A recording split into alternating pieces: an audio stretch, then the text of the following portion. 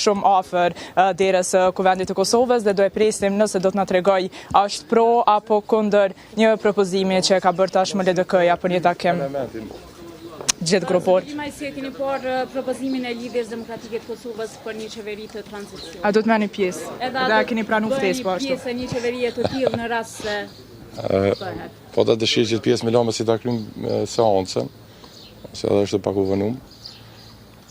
Të shohim si përshkojnë zhvillimit të asaj seancë. Ka lëvizje, të shohim çfarë lëvizje. Nuk do të thotë që gjitha lëvizjet shkojnë në drejtimin që duhet, po megjithatë ka një lëvizje.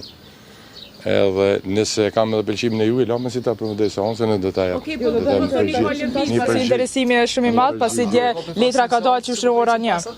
Edhe tjerja, po ashtu. Lëvizjet e Lidhjes Demokratike A ka lëvizje të tjera? Ka propozime, si që keni pa, ka pas letra për i partijet. E keni diskutuar supozoj me dy partijakët e juja?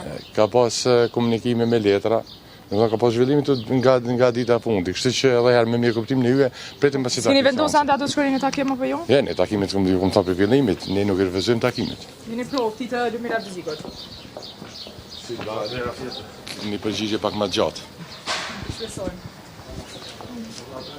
Atëherë ndoqët edhe prononcimin e Fatmir Limajt nga nisma socialdemokrate, ndonë se nuk që tamam i qartë në qëndrimin e tij në lidhje me thirrjen e Lumir Abdezikut, ai tha dhe ka thënë në fakt qysh nga hera e parë e mbledhisë së Kuvendit me datën 15 prill, që është pro një takimi të gjithë liderëve politik, është pro që të ketë bisedime mes grupeve parlamentare, mes partive politike për një marrëveshje, pasi siç thot Limaj gjithmonë, vetëm kështu mund të bëhet shumica me një marrëveshje politike paraprakesh, pra para sa të hyjet në kuvend, një marrëveshje politike mes partive e pastaj hyrja në kuvend me një seancë ku mund të votohet potencialisht edhe kryeparlamentari ose kryeparlamentarja propozuar, e më pastaj të formohet edhe qeveria e shumicës, siç thot Limaj gjithmonë. Ai tha po ashtu që do të ketë një prononcim pak më të gjatë kur të dalë nga kuvendi, nga seanca e cila pritet të fillojë pas pak. Ne normalisht do të jemi këtu dhe do e presim edhe Limajn, po edhe gjithë të tjerët që do dalin nga kuvendi i Kosovës për të marrë qëndrimin e tyre në lidhje me propozimin e ri të Lidhjes Demokratike të Kosovës,